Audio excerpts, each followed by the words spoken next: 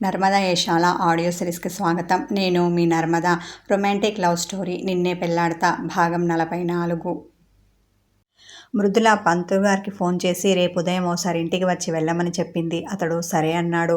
కూతురికి ఎంగేజ్మెంట్ చేయలేకపోతున్నామని బాధపడ్డావు కదా, ఇప్పుడు హ్యాపీనా?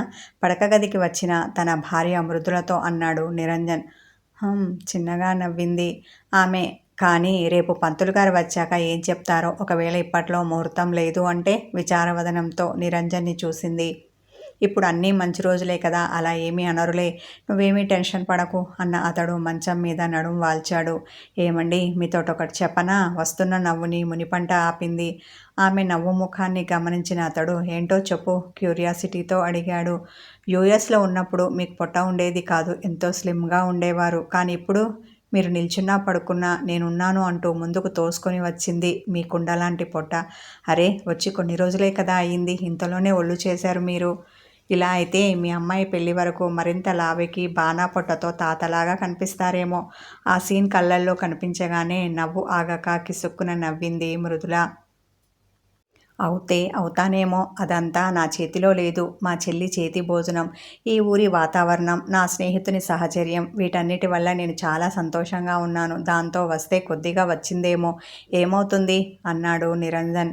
ఇప్పుడిప్పుడే చిన్నగా బయటికి పొడుచుకొని వస్తున్న తన నున్నని పొట్టను చేతితో నిమురుకున్నాడు. రేపొద్దున నైనిక పెళ్లిలో నా పక్కన మీరు తాతలా ఉంటే బాగోదేమోనండి ఆలోచిస్తున్నట్టు బిల్డప్ ఇచ్చి బుగ్గన వేలేసుకుంది. అయితే నువ్వు కూడా లావవ్వు, ఎవరు వద్దన్నారు? చక్కగా నాతో సమానంగా అమ్మమ్మ అయిపో. ఎలాగో ఇప్పుడు నైనిక పెళ్ళి అవుతుంది, మరి కొన్ని రోజులకి శిఖర్ది అవుతుంది. అప్పుడు వాళ్ళకి ఎలాగో పిల్లలు పుడతారు, నువ్వెలాగూ అమ్మమ్మ అవుతావు. అదేదో కొన్ని రోజుల ముందు అంతే కొంటేగా కన్ను కొట్టాడు నిరంజన్. నేను చెప్పింది విని మీరు స్లిమ్ అవుతారేమో అనుకుంటే నన్ను లావ్ అవ్వమంటున్నారు. ఎంత స్వార్థమండి మీది అన్న మృదుల మూతి తిప్పింది. లేదంటే నీ కోసం నోరు కట్టేసుకోవాలా? చక్కగా ముద్దపప్పు, నెయ్యి, ఆవకాయ, గడ్డ పెరుగుతో కడుపు నిండా తినకుండా ఉండమంటావా? కనుబొమ్మలు ఎగరవేశాడు. మీ ఇష్టం, ఎలాగైనా ఉండండి, నాకేంటి? అలకబూని అతనికి దూరంగా పడుకుంది. ఇలా అన్నా బాగుంది అంటూ అతడు ఆమె మీద చెయ్యి వేసి తన దగ్గరికి తెచ్చుకునే ప్రయత్నం చేశాడు. ఆమె అతని చెయ్యి విసిరికొట్టింది. అదేంటి, ఇప్పుడేగా నీ ఇష్టం అన్నావు, ఇంతలోనే నన్ను దూరం పెడుతున్నావు అనుమానపడ్డాడు నిరంజన్. మీ ఇష్టం అంటే మీకు నచ్చినట్టుగా ఉండమని, నన్ను ఇబ్బంది పెట్టమని కాదు విసుక్కుంది మృదుల. మరి ఇప్పుడు నేను అదే చేస్తున్నాను. ఆమెను తన వైపు తిప్పుకున్నాడు. కాదు, మీరు నన్ను డిస్టర్బ్ చేస్తున్నారు అంది. అవునా, ఎలా? ఇలానా అంటూ ఆమెను తన కౌగిలిలో పొదుముకున్నాడు నిరంజన్. అతని గురించి తెలిసిన ఆమె ముసిముసిగా నవ్వుకుంటూ అతని కౌగిలిలో ఒదిగింది. వయసు శరీరానికే కానీ మనసుకు కాదోయ్. నాకు పొట్ట వచ్చినా బట్టతల వచ్చినా మన మధ్య ప్రేమ ఎప్పుడు ఇలాగే ఉంటుంది అంటూ ఆమెను మరింత గట్టిగా హత్తుకొని పడుకున్నాడు నిరంజన్. శిఖర్ రొమాంటిక్ కలలకంటూ కలత నిద్రపోయాడు. అయినా కానీ ఉదయమే లేచి తన పనులన్నీ పూర్తి చేసుకొని మామ్ టిఫిన్ పెట్టు అని వచ్చి డైనింగ్ టేబుల్ మీద కూర్చున్నాడు. ఒరే శిఖర్, నువ్వు ఇంతకు ముందు అనుకున్న ముహూర్తానికి మరో 4 రోజులు ఆలస్యంగా మంచి ముహూర్తం ఉందని పంతులు గారు చెప్పారు. అతనికి ప్లేట్లో టిఫిన్ వడ్డిస్తూ అన్నది మృదుల. అదేంటమ్మా, అప్పుడే పంతులు గారు రావడమో ముహూర్తం నిశ్చయించడం జరిగిపోయిందా? ఆశ్చర్యంతో ఆమెను చూశాడు. మరి పల్లెటూరు అంటే ఏమనుకున్నావు? తెల్లవారేలోపు పనులన్నీ అయిపోతాయి, బ్రహ్మముహూర్తంలో లేస్తారు. మీ అమ్మలాంటి వాళ్ళు చకచకా పనులన్నీ చక్కబెట్టేస్తారు. అప్పుడే అక్కడికి వచ్చిన నిరంజన్ అన్నాడు. అవునా మామ్, రియల్లీ యువర్ గ్రేట్. తల్లిని మనస్ఫూర్తిగా మెచ్చుకున్నాడు శిఖర్. క్రెడిట్ అంతా మీ మమ్మీకేనా, నాకు లేదా? నేను కూడా తనతో పాటు లేచాను అలుకగా అన్నాడు నిరంజన్. లేచారు, పంతులు గారు వచ్చారండి అని పిలుస్తుంటే బలవంతంగా లేచి వచ్చి పాచిముఖంతో కూర్చున్నారు. అలాంటి మీకు క్రెడిట్ ఎందుకు ఇవ్వాలి? అతన్ని గుర్రుగా చూసింది మృదుల. నాకు తెలుసు మామ్, డాడీ లేవరని చిన్నగా నవ్వాడు శిఖర్. సరేలే, మీ మమ్మీని తర్వాత మెచ్చుకుందో కానీ ఏర్పాట్ల సంగతి ఎంతవరకు వచ్చింది? ఇంకా ఇప్పుడు ఎక్స్ట్రా ఎంగేజ్మెంట్ కూడా దానికి తోడైంది ఆరగా అడిగాడు నిరంజన్. డోంట్ వర్రీ డాడ్, నేను అన్నీ చూసుకుంటాను తండ్రితో అన్న శిఖర్ తల్లి వైపు చూసి, ఆ పంతులు గారు రాసిచ్చిన ముహూర్తం తాలూకు పేపర్ ఏదో ఇలా ఇవ్వు అన్నాడు. ఆమె తెచ్చి ఇచ్చింది. ఇంతలో రియా టిఫిన్ తినడానికి వచ్చింది. ఆమె రాగానే వీళ్ళు మాటలు ఆపేశారు. అనుమానంతో చూసింది, కానీ ఏమీ అడగలేదు. మౌనంగా తినేసి శిఖర్ వెంట ఆఫీస్కి బయలుదేరింది. రియా, మన ఆఫీస్ ఓపెనింగ్ డేట్ చేంజ్ అయింది. డ్రైవింగ్ చేస్తున్న అతడు దారిలో అన్నాడు. ఎందుకు సార్, ఏదైనా ప్రాబ్లమా? అనుమానపడింది రియా. అలాంటిదేమీ లేదు. మరో ముహూర్తం పెట్టించారు మామ్ డాడ్. ఆ రోజైతే నైనిక ఎంగేజ్మెంట్ కూడా చెయ్యొచ్చు అన్నది వాళ్ళ అభిప్రాయం. ఒకే రోజు 2 ఫంక్షన్లు అయిపోతాయి కదా అన్నాడు. ఆమెకి డేట్ చెప్పి దానికి సంబంధించిన ఏర్పాట్లు ఎంతవరకు వచ్చాయో తెలుసుకొని ఇంకా ఇంకా ఏం చెయ్యాలో చెప్పాడు. వీళ్ళ మాటలు పూర్తయ్యేసరికి ఆఫీస్ వచ్చింది. రితీష్ ముందే వచ్చినట్టున్నాడు. ఎంట్రన్స్ దగ్గర శిఖర్కి కనిపించి గుడ్ మార్నింగ్ చెప్పాడు. అతనికి కూడా ఓపెనింగ్ డేట్ పోస్ట్పోన్ అయిన విషయం చెప్పి రియాతో కలిసి ఏర్పాట్లు పూర్తి చేయమన్నాడు. ఏంటో ఈసారి ప్రతిదానికి రితీష్ని నాకు అంటగడతాడు. తనే స్వయంగా నాతో రావచ్చు కదా మనసులో అనుకున్న రియా రితీష్ని చూసి పళ్ళు నూరుకుంది. నైనిక ఎంగేజ్మెంట్ చేయబోతున్నాం అన్న విషయం నిరంజన్ హర్షవర్ధన్కి చెప్పాడు. దాంతో ఇరు కుటుంబాల సభ్యులు కలిసి షాపింగ్ పనులు మొదలుపెట్టారు. వాళ్ళు ఎక్కడికి వెళ్ళినా నిఖిల్ని తోడు తీసుకెళ్లడంతో పాటు వాళ్ళు వెళ్తున్న కారుకి అతన్ని డ్రైవర్ని చేశారు. దాంతో రియా చెప్పిన ప్లాన్ని అమలు చేయడానికి అతనికి సమయం దొరకలేదు. ఇక రాత్రి అయితే చాలు అలసిపోయి పడుకుంటున్నాడు. నైనిక ఎంగేజ్మెంట్ హడావిడిలో పడి సంయుక్త బర్త్డే అన్న విషయం ఆ ఇంట్లో అందరూ మర్చిపోయారు. చివరికి ఆమె తల్లిదండ్రులతో సహా. ఆ విషయం సంయుకి కొంచెం బాధగా అనిపించింది. రేపు బర్త్డే అనగా తన గదిలో విచారవదనతో కూర్చొని ఉంది. అప్పటికే బాగా పొద్దుపోయింది. ఇంట్లో అందరూ పడుకున్నారు. త్వరగా నిద్రపోయే సంయుకి మనసు బాధతో ఉండి నిద్ర పట్టలేదు. దాంతో కిందటేడు బర్త్డే ఫోటోలు చూస్తూ కూర్చుంది. ఇంతలో చిన్నగా బాల్కనీ తలుపు చప్పుడైంది. ఉలిక్కిపడి అటువైపు చూసింది. ఈ వేళ అప్పుడు ఎవరు వచ్చి ఉంటారు?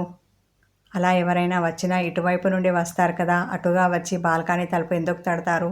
అనుమానపడింది. కొంపదీసి దొంగోడైతే కాదు కదా అనుకోగానే ఆమె వెన్నులో వణుకు మొదలైంది. భయంతో బిగుసుకుపోయింది. వచ్చింది ఎవరో కానీ ఈసారి తలుపు గట్టిగా కొట్టారు. కూర్చున్న దగ్గర నుండి కదలలేదు సంయుక్త. ఎవరు? భయంతో ఆమె గొంతు వణుకుతూ చిన్నగా వచ్చింది. అయినా వచ్చినా అతనికి వినిపించిందేమో. నేనే, తలుపు తీ అన్న గంభీర స్వరం వినిపించింది. భయంతో ఉన్న ఆమెకి వచ్చింది ఎవరో కానీ వారి గొంతుని గుర్తుపట్టలేదు. తలుపు తీయలేదు. ఒసేయ్, తొందరగా తలుపు తీయవే, లేదంటేనా? అతడు పళ్ళు నూరాడు.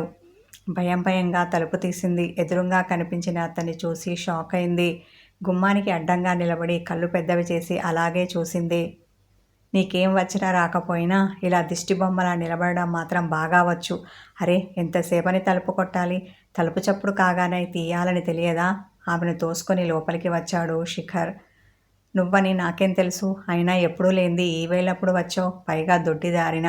ఇంట్లో నుండి రాకుండా కొత్తగా ఈ బాల్కనీ వెంట రావడం ఏంటి?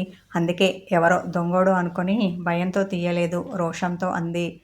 నేను కాకుండా నీ దగ్గరికి వేరే వాళ్ళు వస్తారా? వచ్చేంత ధైర్యం ఉందా? నడుముకు చేతులు పెట్టుకొని నిలబడి ఉన్న అతడు ఆమెను చూసి కళ్ళు ఎగరవేశాడు. గుప్పేలే మూతి తిప్పింది. అవును, ఈ శిఖర్ని మించిన గొప్ప వాళ్ళు ఎవరుంటారు? కాలర్ ఎగరవేశాడు. అవునులే, నిన్ను మించిన తింగరోళ్ళు ఇంకెవరుంటారు? అతని నోట్లో తిట్టుకుంటూ ఆల్బమ్ తీసి పక్కన పెట్టబోయింది. ఆమె చేతిలో నుండి తీసుకొని చూశాడు. ఏంటే ఫోటోలు చూస్తూ కూర్చున్నావు? రాత్రి కాగానే చిన్నపిల్లలా నిద్రపోతావు కదా, ఈరోజు పోలేదేంటి? తాను మంచం మీద కూర్చొని ఆమెను తన ఒడిలో కూర్చోబెట్టుకున్నాడు. నేనేం చిన్నపిల్లను కాను, చాలా పెద్దదాన్ని అయ్యాను, బొంగమూతి పెట్టింది సంయు. అవునా? ఈ విషయం నీకు ఎప్పుడు తెలిసింది? ఆమె నడుము చుట్టూ చేతులు వేసి మరింత గట్టిగా హత్తుకున్నాడు. నువ్వు నన్ను ఎప్పుడైతే మొదటిసారి తాకావో అప్పుడే తెలిసింది నాకు వయసు వచ్చిందని, అది నిన్ను కోరుతోందని. మనసులో అనుకొని సిగ్గుపడింది. అడుగుతుంటే ఆన్సర్ చెప్పాలి కానీ సిగ్గుపడకూడదు. పూర్తిగా వంచిన ఆమె తలను పైకి లేపాడు. ఆమె బిడియంతో అతన్ని చూడలేక కనురెప్పలు వాల్చింది. నువ్వు సిగ్గుపడితే భలే ముద్దుగా ఉంటావు, ఎప్పుడు ఇలానే నా కోసం సిగ్గుపడుతూ ఉండు అంటూ మూసిన ఆమె కనురెప్పలపై ముద్దు పెట్టాడు శిఖర్. ఆమె ఒళ్ళు జల్లుమంది, గుండె లయ తప్పింది. మనసులో ఏవేవో చిలిపి కోరికలు మొదలయ్యాయి. శరీరం చిన్నగా వణికింది. బ్యాలెన్స్ కోసం అతని భుజాలని చేతితో గట్టిగా పట్టుకుంది. ఆమె అధరాలు అదురుతుంటే వాటిపై చిన్నగా ముద్దు పెట్టాడు శిఖర్. తన్మయత్వంతో తాళలేక అతని మెడ చుట్టూ చేతులు వేసి అతని హృదయంలో తలదాచుకుంది సంయు. అతడు ఆమెను అలాగే పొదింపట్టుకున్నాడు. ఇద్దరి మధ్య కాసేపు మౌనం. ఎవరికి వాళ్ళు ఆ ఫీల్ని ఆస్వాదించారు. ఏంటి ఇలా వచ్చావు అన్న సంయుక్త చిన్నగా తల ఎత్తి అతన్ని చూసింది. నీకోసమే ఆమె నుదుటిపై ముద్దు పెట్టాడు. అదే ఎందుకు? అది కూడా ఇంత రాత్రివేళ? విస్మయంతో ఆమె కనురెప్పలు రెపరెపలాడాయి. ఎందుకో నీకు తెలియదా? శిఖర్ కళ్ళల్లో కొంటెతనం తొంగి చూసింది. నిజంగా తెలియదు అమాయకంగా ముఖం పెట్టింది సంయు. పోనీ నీ పుట్టినరోజు అన్న విషయమైనా తెలుసా? ఆమె కళ్ళల్లోకి కళ్ళు పెట్టి చూశాడు శిఖర్. అతన్ని అలాగే చూస్తూ తల నిలువునా ఊపింది. కానీ రేపు కదా అంటుంటే ఆమె ముఖంపై క్వశ్చన్ మార్క్ వేలాడింది. అతడు వాల్ క్లాక్లో టైం చూసి మరి కాసేపట్లో డేటు మారుతుంది అంటే నీ పుట్టినరోజు వచ్చినట్టే కదా, ఫస్ట్ విషెస్ నేనే చెప్పాలని అన్న అతడు వాల్ క్లాక్ని చూస్తూ ఉన్నాడు. అది కరెక్ట్గా టైం 12 గంటలు చూపించగానే హ్యాపీ బర్త్డే టు యూ సంయు అని ఆమెకు విషెస్ చెప్పి ఆమె పెదాలపై డీప్గా కిస్ చేశాడు. ఆమె మనసు ఆనందంతో గాలిలో తేలింది. ఇంత మళ్ళీ తలుపు తప్పుడు అయ్యింది. అతని ముద్దులోని కమ్మదనాన్ని ఆస్వాదిస్తున్న ఆమె ఒక్కసారిగా ఉలిక్కిపడింది. తలుపు చప్పుడు మరింత ఎక్కువైంది. బావా నువ్వెళ్ళు, ఇక్కడ నిన్ను ఎవరైనా చూస్తే బాగోదు కంగారు పడింది సంయు. ఆమె చుట్టూ బిగించి ఉన్న తన చేతులను మరింత వదులు చేసి మరేం పర్వాలేదు వెళ్ళి తలుపు తీ అన్నాడు. అయ్యో బావా నీకు తెలియదు, ఇది ఫారెన్ కాదు. ఇలా అర్ధరాత్రి వేళ ఒక అమ్మాయి గదిలో ఒక అబ్బాయి ఉంటే తప్పుగా అర్థం చేసుకుంటారు. అది సొంత బావా అయినా సరే. నేను ఎందుకు చెప్తున్నానో అర్థం చేసుకో ప్లీజ్ బావా, నువ్వు ఎలా వచ్చావో అలా వెళ్ళు క్యూట్గా ప్రాధేయపడింది సంయు. ఏం కాదని నేను చెప్తున్నాను కదా, వెళ్ళి తలుపు తీ. కదలకుండా తన ఒడిలో కూర్చొని ఉన్న ఆమెను నడుం పట్టుకుని కిందికి దింపాడు. భయంతో ఆమె తల అడ్డంగా ఊపింది. చిరునవ్వుతో ఆమెను చూసి వెళ్ళమని కనుసైగ చేశాడు. అమ్మో ఇప్పుడు వచ్చింది అమ్మా నాన్న అయితే ఎలా? భయమంతా కళ్ళల్లో చూపిస్తూ తన గుండెపై చెయ్యి వేసుకుంది. ఆల్రెడీ ఆమె గుండె కొట్టుకునే వేగం ఎప్పుడో పెరిగింది. ఆమె అందమైన ముఖంపై చెమట పట్టింది. ఆమె చేతిని తన చేతిలోకి తీసుకొని దానిమీద చిన్నగా ముద్దు పెట్టి ఎవరు వచ్చినా ఏమీ అనరు వెళ్ళు ధైర్యం చెప్పాడు శిఖర్. ఈ రొమాంటిక్ కథ కొనసాగుతుంది. హాయ్ వ్యూవర్స్, నా స్టోరీని ముందుగా చూడాలి అనుకుంటే సబ్స్క్రైబ్ చేసుకోండి.